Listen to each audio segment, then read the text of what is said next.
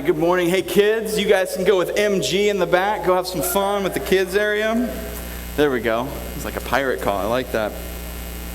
Man, it's so good to be back. I've been gone like basically the last 2 weeks with we're part of a family of churches that really believe in God's love, and we believe in God's love so much that we believe we can't contain it, and we have to just keep giving it away, that we have to even give our lives away in the cause of God's love. Find ways of serving people. And it's weird that when we give God's love away and when we decide to serve other people and we start to say, hey, I want not just part of my life, not just my Sunday life, not just my non-work life or my family life, but all of my life, everything. I want to be a whole life follower of Jesus. I want to be committed to Him. When we start doing that, we start seeing that we actually gain our lives back. It's this weird paradox that the Bible always talks about, that when we actually give ourselves and what we want, we give that away, that we actually somehow find ourselves, and we're part of a movement that does that. We want to see more churches planted. We want to see more community groups formed. We want to see more of you and even myself come alive to who we're supposed to be. And so the last 2 weeks I've been kind of at conferences, or I was 2 weeks ago I was in Chicago. I flew all the way out to Chicago, where it hailed, big, ridiculous, end of the world kind of hail coming down in Chicago. There was lightning, there was rain, there was snow, it got sunny and really nice for a little while, and then the snow came back. It was crazy weather, but I was there kind of doing a thing where we look and kind of assess whether someone's ready to be a leader or a church planter, a church planter starting new churches. What this is, meeting in a school building, renting a facility that's all our rental building, because we're all part of this deal. And it was pretty cool. And I remember we were downtown Chicago, and I was walking toward Wrigleyville. How many of you guys have heard of Wrigleyville? Downtown Chicago. It's like where actual Wrigley Stadium is. It's beautiful area of Chicago, old buildings, just kind of that, like downtown Seattle has a few areas that have that feel. Like hipsters there's more hipsters there than I think downtown Seattle, which is quite amazing. And there are all these hipsters walking. There's a guy with a little wiener dog that was like extremely long. It was like that. It was like turning around corners, and his body hadn't quite gotten there either. And I was following this guy, and I was like, I pretended like I was on the phone. I'm like, no, I'm following a hipster, and he's got a really cool dog. And the guy looked back at me, and he just smiled and nodded and kept walking. He's proud to be a hipster. Well, we were walking in that area of town, and all these buildings hustle and bustle, and there's a big, tram that goes by and shakes everything as you walk underneath it, and all the sounds and smells of a city life. And as I'm walking, I'm with the leader of our family of churches in the Northwest. He's like the leader. He's the big head honcho, and we're walking and talking about life and marriage, and I've got this new little daughter, and telling him about her, and he's telling me about his family life, and we start talking about church and that kind of thing. And as we're walking, I look ahead, and we're coming to where you haven't been paying much attention, all of a sudden something catches your eye. We got a few military and police people here, and I think they're pretty good at catching that kind of stuff. And moms are really good at, if there's silence, if things have been too silent for too long, they know something is going terribly wrong in the other room with the children. They just have that sixth sense. Well, all of a sudden, just something caught my eye, and I looked up, and this dude, who was about 6 feet tall, he was all metroed out, just totally flopped over. There was this car that went by him, and in the middle of the intersection just flopped over, and I was like, oh, I thought he got hit. So immediately, just instinct took over. I just ran as fast as I could to it. And as I was running, I kind of looked back, and Steve, the head of our conference, I got to give him a little bit of a hard time, was just kind of standing there like this, ready to maybe run the other way. And then he came a little bit later, to his credit. It was pretty funny. I ran up to this guy, and I was like, man, did he get hit by a car? And it looked like he had, but he totally hadn't. He was just falling over on the road, and I was like, what caused it? And I got down on my knees, and I got real close to him, and I pulled him up, because he was trying to flop around. He was about to roll into some more traffic, so I kind of got him contained. I was like, don't move. And he looked at me and was like, hey. And the alcohol, it was coming out of every pore of this guy. And I was like, bah, man, you smell like my mom in the morning. No, I'm just kidding. She never She never goes near alcohol. I'm kidding. But it was just like eyes burning. I was like, whoa, man. And I stayed there, and Steve ran up, and he was like, ooh, you've been drinking, haven't you? And then Steve started getting after him. You shouldn't be drinking. Started getting after him. I was like, Steve, he's not understanding you right now, man. I'm telling you. So, he was like trying to get up, and we were trying to say, stay down, but he went. So we finally got him up and leaning against something, and he was just like, I'm gonna get that guy, and just going off. And I was getting my phone out to call the police to come help him because, he wasn't in any state. And this was like, what was it? Probably 7:30 in the morning over there. Yeah. So, and then a police officer just ran up. They had her taken care of, and I was like, okay, this is good. My heart was beating, and we started walking away. But there was a comment that came right in the aftermath of that whole situation, and someone had said, oh, don't worry about it. It's just Jimmy. He's the town drunk. He's always drunk. Nah, don't worry about it. I was walking away. Aren't there things in our life that we see or that we know where there's areas of pain and hurt and addiction and real issues that in certain people and in certain situations we can just say, that's just that person, or that the news is always filled with stuff like that.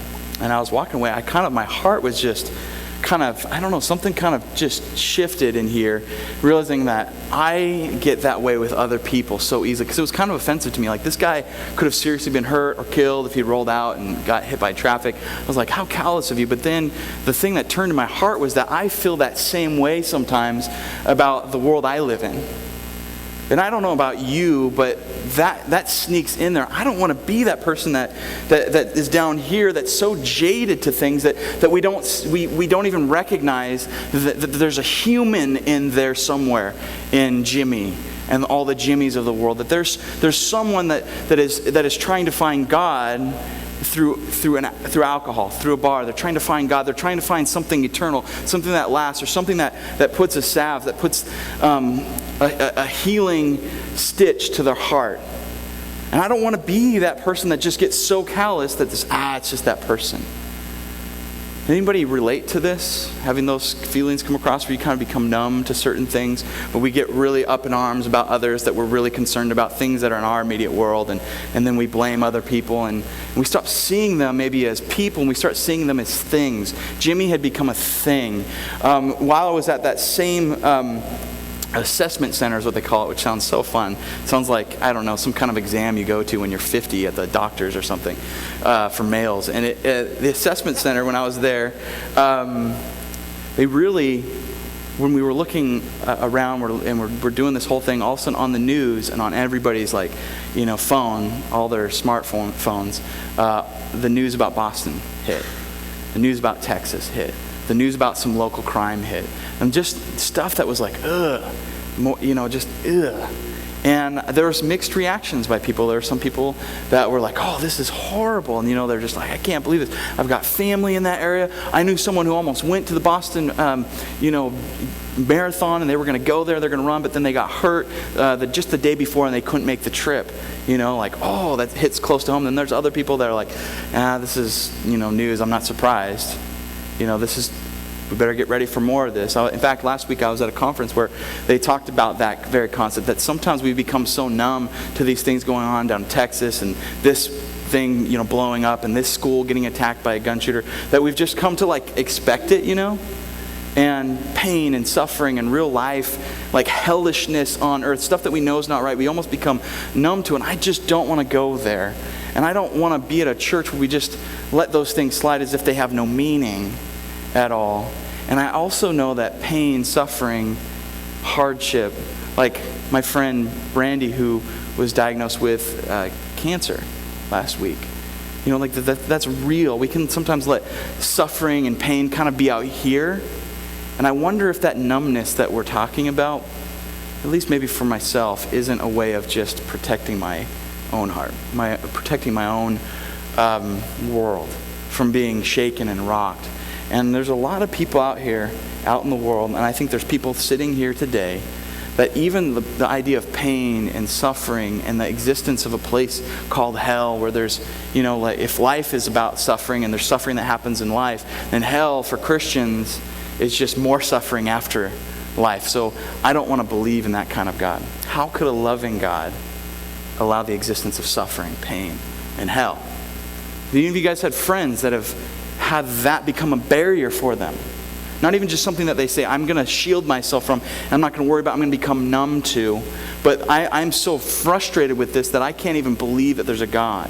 I don't want to believe in a God if he's not just a God of love and grace and goodness and gushy feelings. If he's not just that, then and he lets suffering happen, like the stuff we've been talking about, cancer and hurt. Drunk guys continue to go in their drunkenness until something, their liver goes out, or until they get hit by a car, until they hurt someone else. Like, I just can't handle that. Today, I want to address that. And I know that sometimes people can throw up, well, what about all the suffering and the pain in the world and the idea of hell? And they can use that to say, I reject God. I reject religion. I reject faith. I reject a faith journey because of these things. And there's two types of people there. One is they're just using that as an excuse because they want to do their own thing, and they don't really care about other people. Do you know what I'm saying? Like, they can throw, what about pain and suffering? But they don't know pain. They're not talking from here. They're just throwing it up. I'm telling you, like, if you're not a Christian, you're not a person of faith, if you don't believe in God, you still got to deal with pain. So not believing in God isn't going to fix the problem. Does that make sense? Then there's the other kind of person. I really want to spend more time there. Not that this person's a total waste of my time or total waste of space or anything, but if pain and suffering and the idea of hell is they're just concepts to you, my arguments are just going to be concepts. Does that make sense? I want to talk to the person who knows pain, who has felt pain, who feels pain for others, and there's empathy there. And luckily, Scripture is a book that talks about the story of God. And it talks about the world that had decided to leave God's love and say, we're going to go our own way, God, and we're going to step into a world that we think is best, and we're going to want what we want, and we're going to get what we want to get. And that choice has brought us into a world of pain. It's brought us into a world of war, a world that has things like rape in it, a world that has things such as cancer, which I hate. I hate cancer. Just hate it. Divorce, relational strife, hate, just hating others, discrimination, racism, bigotry, all those things that exist in our world. Bible tells a story of how we actually chose those things. And what I want to say to you right now is that the rest of the sermon is really going to be about this reality that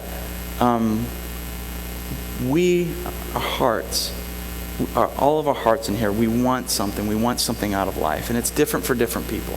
Success, money, friendship, being funny. We all want something out of life. We all believe something. Our beliefs and our wants are really closely tied together. And I'm going to put this out there. You are not going to find satisfaction. You will never fully find faith in God until you realize that understanding pain and suffering and the reality, not just the concept of hell, unless you go through those things, unless you wrap your heart, not just your mind, but your heart around those things, you're not going to be able to understand God.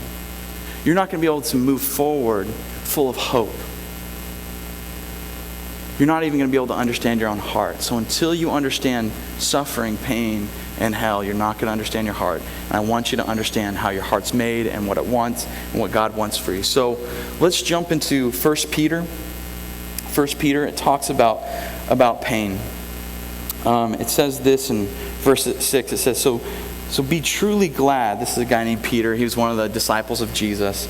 And he's talking to people who have been experiencing pain and what he calls trial, which is hardship, cancer, being persecuted for one's beliefs, experiencing the loss and death of people that you really care for and you love. And a lot of this because of their faith. And he says, so truly be glad. There is wonderful joy ahead, even though you have endured many trials for a little while. Isn't that interesting? He doesn't say a few trials, some trials. He says many trials. And it's just been like a short period of time. How many of you guys can say amen to that? I've been experiencing some trials recently with being a mom, being a dad, trying to keep a job, trying to deal with the debt that happened in this, the last few years, whatever it may be. I can relate to that.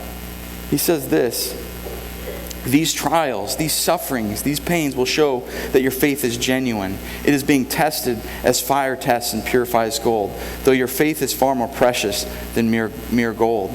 So when your faith remains strong through many trials, it will bring much praise and glory and honor on the day when Jesus Christ is revealed to the whole world.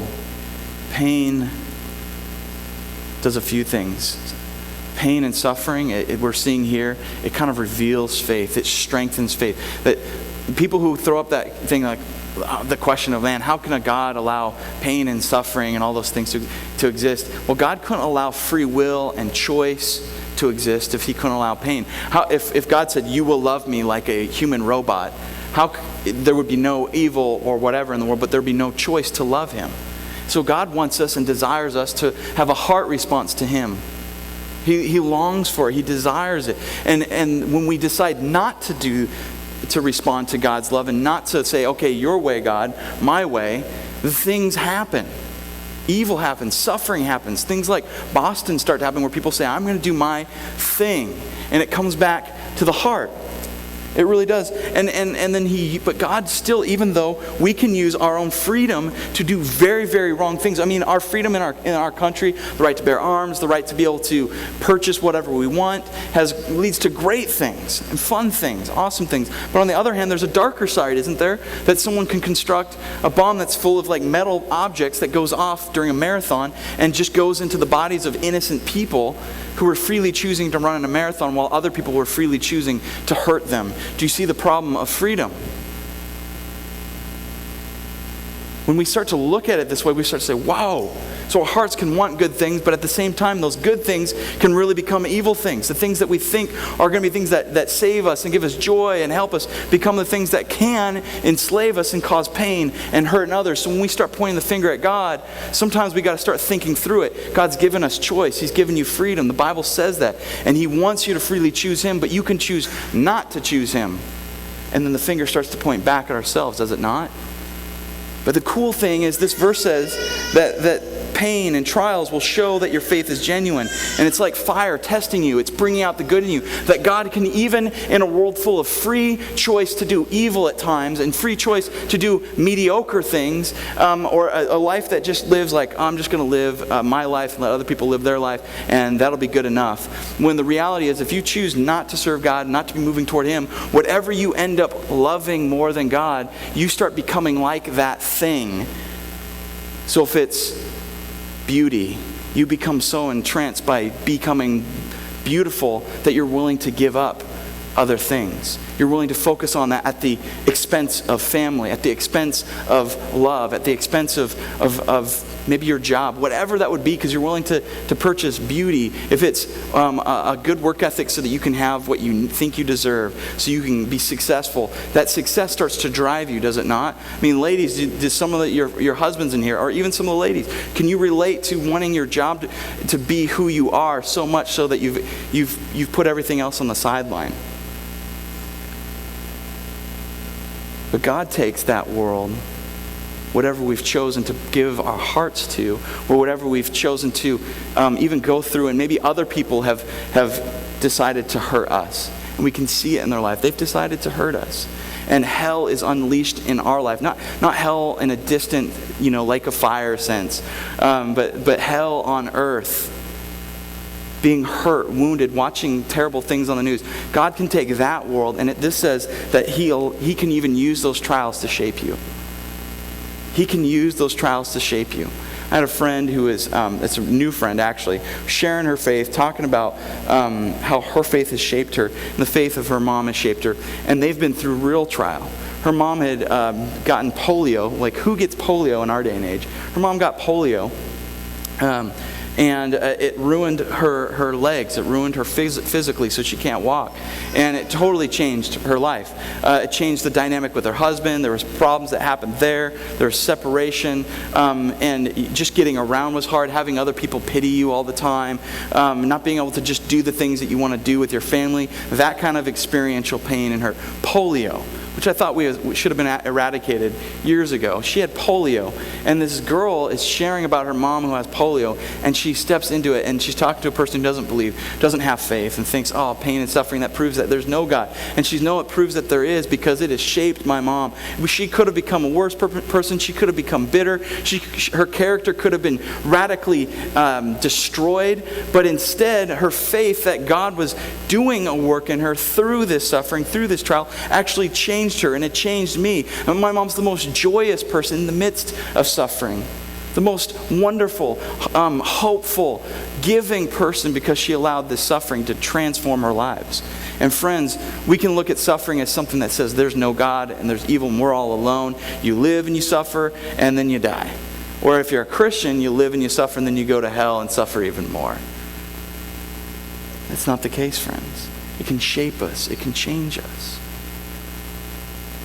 She has friends that she would bring in, and they would, from college, and they would walk in the house. They'd never been to her house, and they'd just be shocked to see her mom in a wheelchair. You've never told me your mom was in a wheelchair. I've known you for 2 years. Why didn't you mention it? Well, she's just my mom.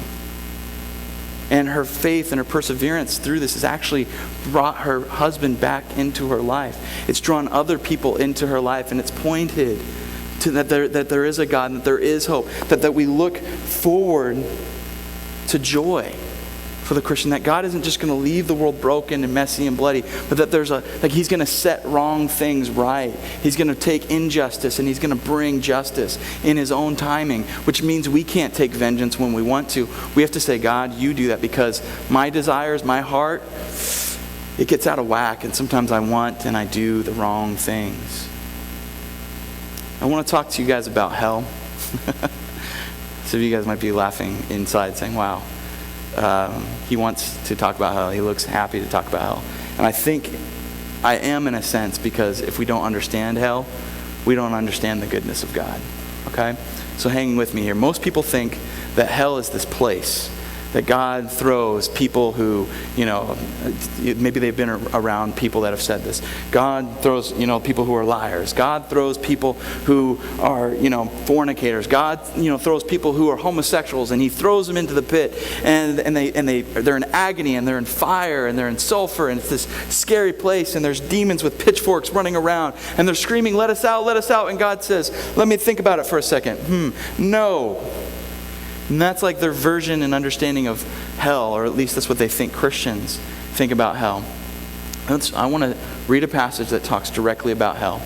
And it talks about how you can avoid it by grabbing onto the true, good reality of God and His grace and His kingdom. If you can, turn to Luke chapter 16. Turn to Luke chapter 16. And there's this story that Jesus is telling to people, because He knows that there is a hell. He knows that a lot of people don't understand what hell is, so He wants them to know what it is so that they don't go there, all right? He wants to intervene to keep them from that path. So what is the path? What's bringing them there? What is this thing? Is it this pit that God's like, you're there because of these sins? And I think we're going to learn something quite different, so hang with me here. Jesus tells this story. There was a certain rich man.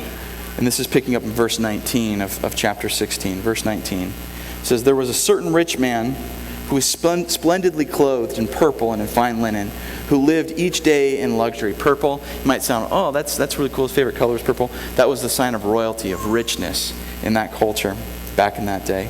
And he lived each day in luxury. Didn't have to worry about anything. He had it all taken care of. He's a rich dude. At his gate lay a poor man named Lazarus, who was covered with sores. So he's poor, he's covered with sores. In that culture, you don't have much. This guy probably had, just a loincloth to his name, and that was it. This guy is poor. And as Lazarus lay there, longing for scraps from the rich man's table, the dogs would come and lick his open sores. Finally, the poor man died and was carried by the angels to be with Abraham. The rich man also died and was buried, and his soul went to the other place of the dead. There in torment, he saw Abraham in the far distance with Lazarus at his side. And some people are like saying, see, there's a hell and he's burning and he's in torment. And I just can't believe in a God that would do that. I believe in a God of love, grace, nice happy thoughts so that I can dare to dream, and a God who basically gives me whatever the heck I want. That's the kind of God I want. If I can't have that God, forget your God, George. Forget him. Let's keep reading. The rich man shouted, Father Abraham, have some pity. Send Lazarus over here to dip the tip of his finger into water and cool my tongue. I am in anguish in these flames. So what are the flames? Why is he upset? And my biggest question here is, why doesn't he want to go to heaven? Do you guys notice that? He says, send that poor beggar who doesn't deserve to be there, who was outside my door when we were alive, send him over to serve me here. This guy doesn't even want to go to the kingdom, to be with God, to be with Jesus, to be with the Father. And not just like with harps and, on clouds. Like, no, a restored world that we all long for. The world that has justice, that has, everything just better in it, where everything tastes better and is better. And there's no hurt, there's no pain, there's no evil that's lurking in the hearts of men. That's been removed. That kind of world. And he doesn't want that. See, this is the heart of what hell is. This is the heart of what Jesus was all about. This guy doesn't want to go there. And notice this guy, he's in flame. What does that flame mean? Hell isn't just a place of actual fire, in my estimation, that people go. Hell's much worse. Hell is a place that you choose to go, and it's not just a place, it's a want, it's a desire. Notice that there's Lazarus, and then what's the other guy called? The rich man. He's the rich man. There's Lazarus with a name, and then there's the rich man. This guy is showing us what hell is. Hell is when it starts in the heart and in the spirit, and it's a spiritual addiction. It's finding our identity on anything other than God. What was this guy's identity? What was his addiction? What was the fire that had started in his heart when he was alive and was continuing through eternity? What is it? What's his name? The rich man. He had chosen riches, money, success. That was his name. That's what he based his life on. He said, God, I want that. This is the most important thing. And so, ultimately, hell is this, friends. It's our desires. It starts with maybe a guy named C.S. Lewis really captures this idea. So this is some of his words, and you should check out his book called The Great Divorce if you've got more questions on this. But it starts off with an anger, a temper. It starts off with a real whininess, a real negativity in our hearts and our lives. It starts off with maybe a greed that's there, and we want more of it.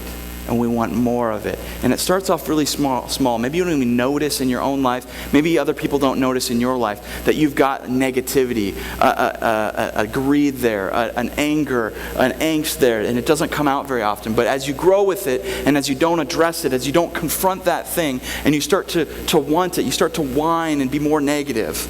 Maybe some of you guys have noticed people like that. You become more and more angry. You become more greedy. And what hell is that we step into that more and more. And hell is like the reality that our hearts and our souls go on for eternity. And you may not notice that you're whiny now, or that other people in your lives are whiny. You might not notice that someone who seems really peaceful has a real big temper in them right now. But what will they look like in 1,000,000 years in an eternity? What will their soul look like? 1,000 years, 1,000,000 years from now.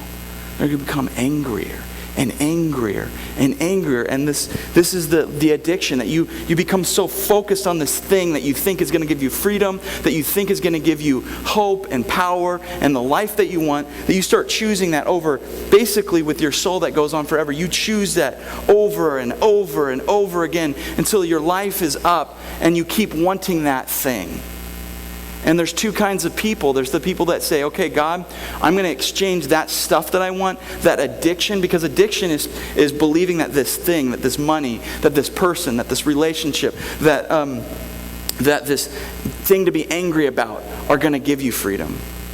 We know drug addicts, right? Like people who struggle with drugs. I mean, we've got people here struggle with alcohol. They've struggled with pills. They've struggled with whatever. And that thing starts to grip them, and it gives them the feeling of joy and of happiness, of hope, of being in control for those moments. But it never lasts, and they always got to have more. They always got to have more. And in our lives, sin is the addiction of the soul that says, this will give me what I want.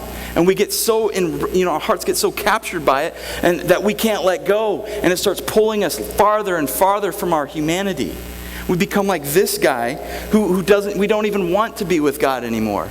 And so there's two kinds of people. The type of person that says, yes to God, I'm going to let go of this, and I'm going to choose your ways, your way, God. And then there's the other person that's heart is just attached to this thing.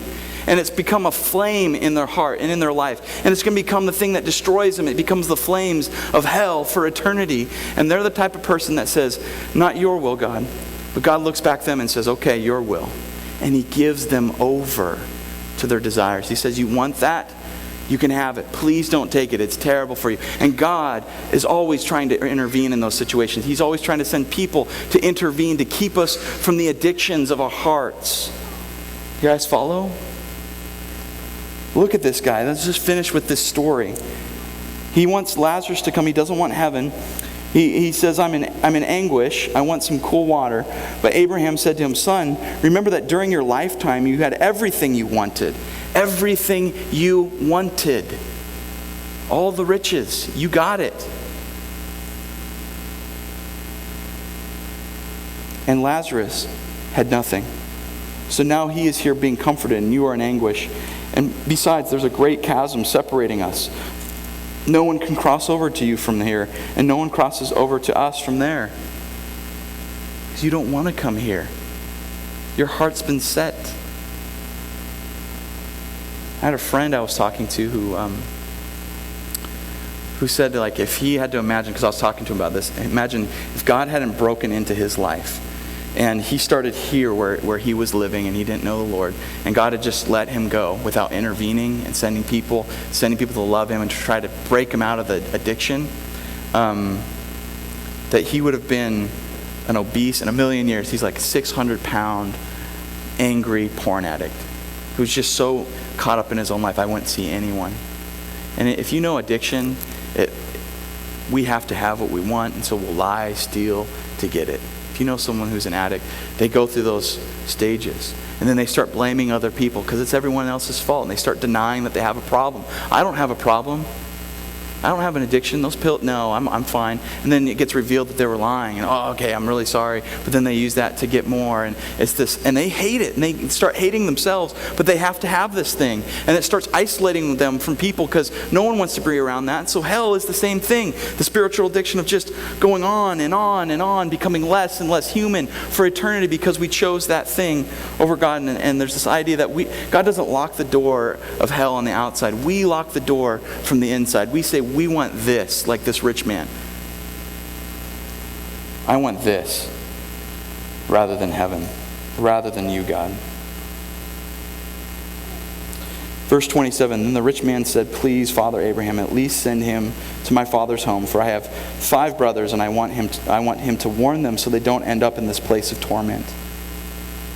He's really here saying, I should have been warned better. You should have sent someone to me to warn me better. So send someone to my brother so they don't have to go through what I've gone through because you didn't really warn me about this.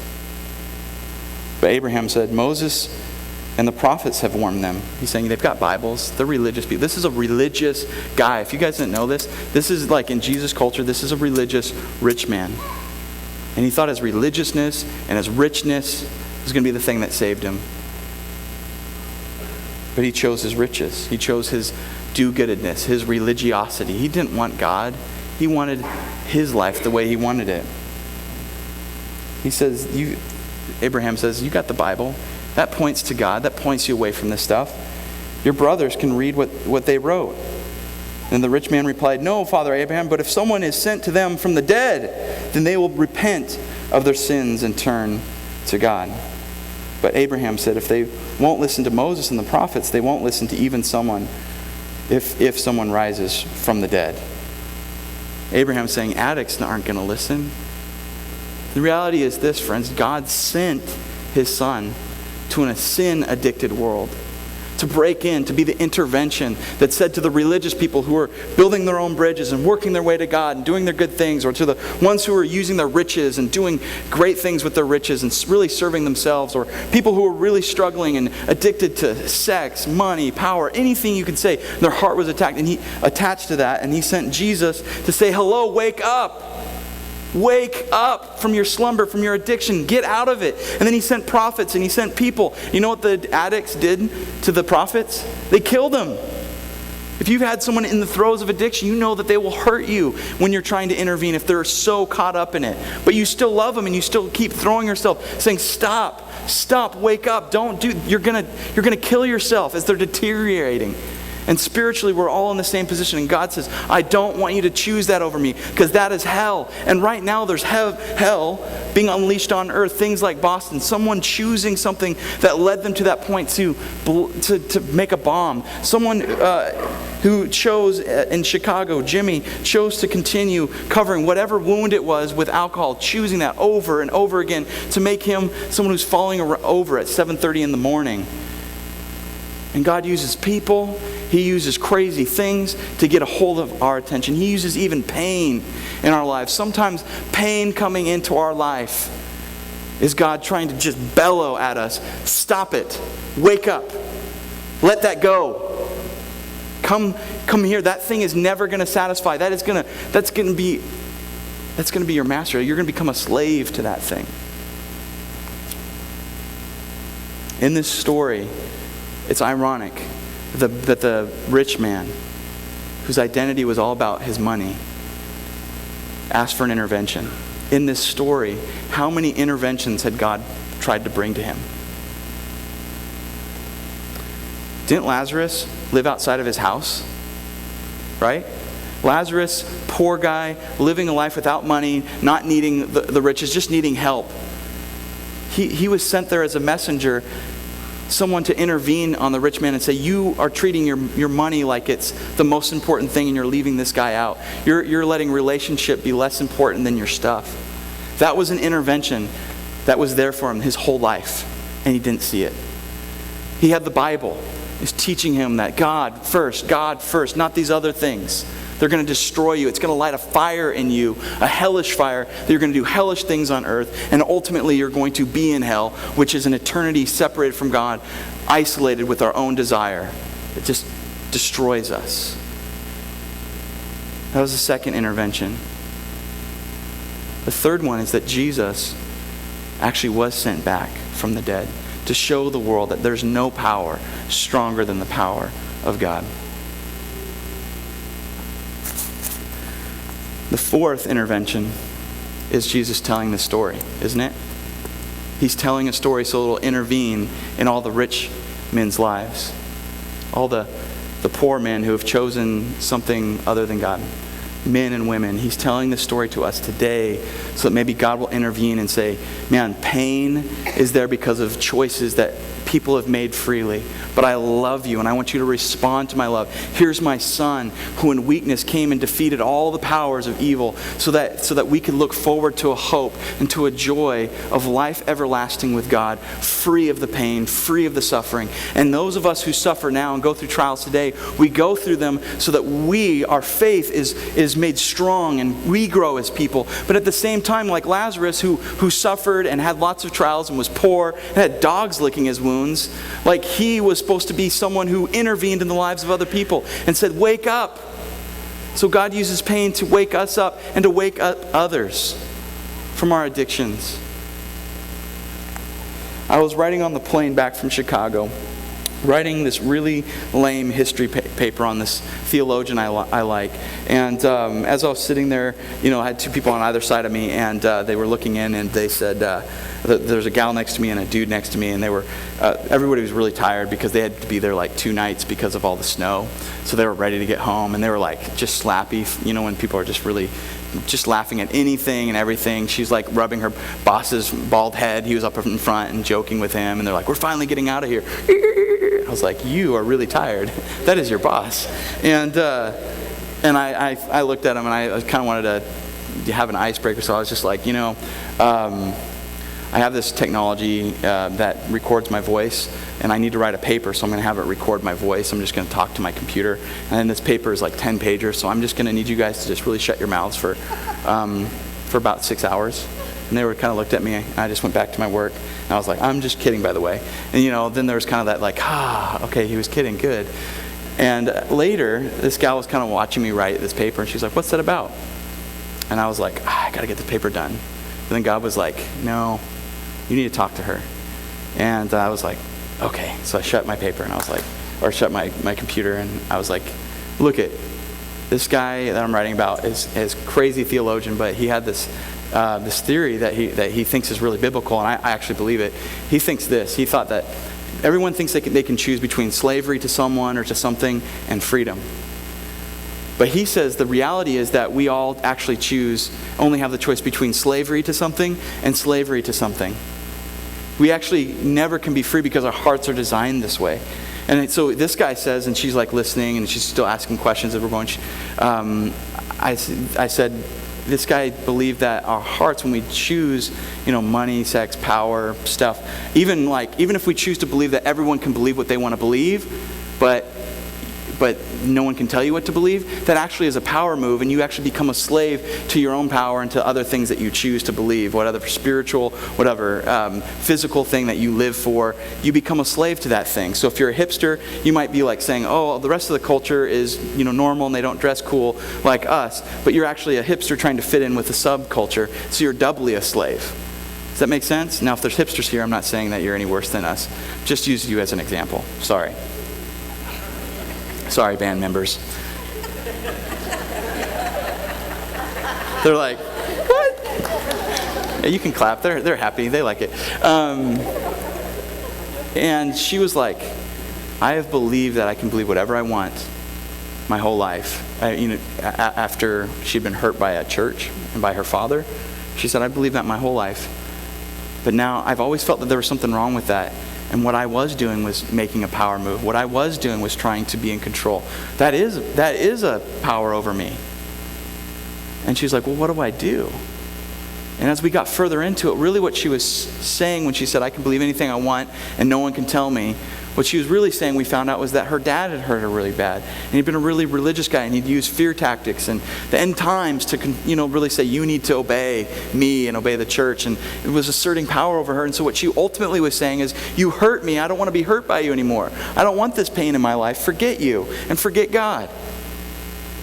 And over a period of like an hour and a half, just shared her heart and her soul, and I was able to tell her about the goodness of Jesus and His love and His grace and how wonderful God is, and that when we choose Him, we exchange our power and control for love, and we become slaves to a loving, good God. And what we become slaves to, we become like. What we worship, we become like. What we focus on, we become like that thing. And so when we let go of this other junk, hurt and pain and money and power and whatever it is, we're set free.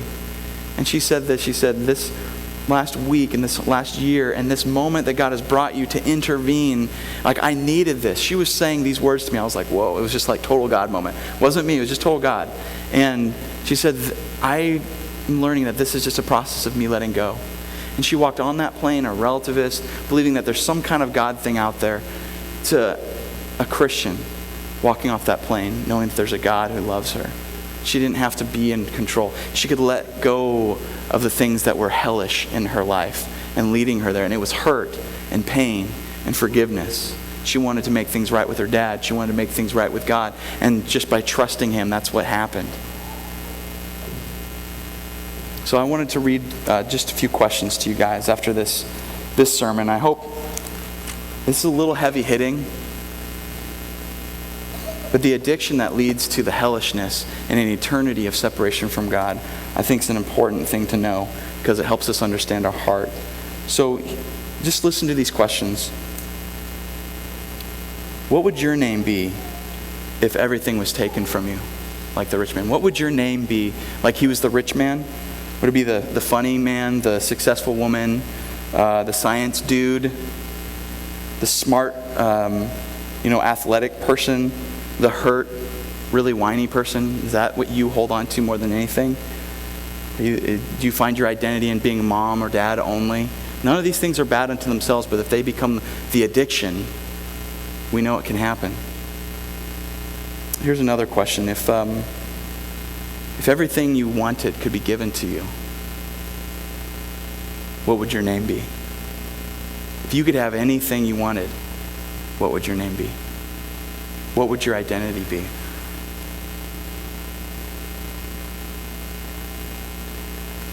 What in your life, if it was taken away, would you say, I can't live without? Or it makes you angry if something threatens that thing? That's what's revealing the addiction. Christians, we can have these things. It replaces God in our life. People who don't know God yet, it can replace God in your life. What I'm going to ask us to do, if you would, is close your eyes and just think about this. And we're going to go into worship. We're going to respond to God's love. But just think about this, if you're willing to just close your eyes and think. How has God been trying to intervene in your life? Who has He been using to say, wake up? Wake up. Come alive. Don't be a slave to that thing. What's your addiction? What's the thing that's gripped your heart? What are the things? Maybe it's things for you, I don't know. Think about it. And realize the reality that Jesus, who came and suffered, knows suffering, knows pain, and defeated death, defeated evil power on the cross, and offers new life and hope and joy, that He's saying to you right now, let it go. This morning, I want to encourage you as you worship, as you think, as you pray, to recognize what it is, but to not stay there, but to let it go. Can you do that today? Let it go. Step into faith. Say, Jesus, I want you more than anything. Step into faith. Step into that part of your journey that says, I want the life everlasting. I want heaven. I don't want the hellishness. I want to be a part of bringing your kingdom onto this earth and being a part of justice and goodness. God, help me to let go. That's what I want for you guys today. If you would, stand as I pray. Jesus, we just want to recognize your goodness. We want to recognize your love. Help us to let go. Help us to be like the lady, Joanne, to recognize that we just need to let go of the things that are killing us. Hurt, our riches, our workaholism, whatever it is. And choose you because you're good. We pray these things in Jesus' name, amen.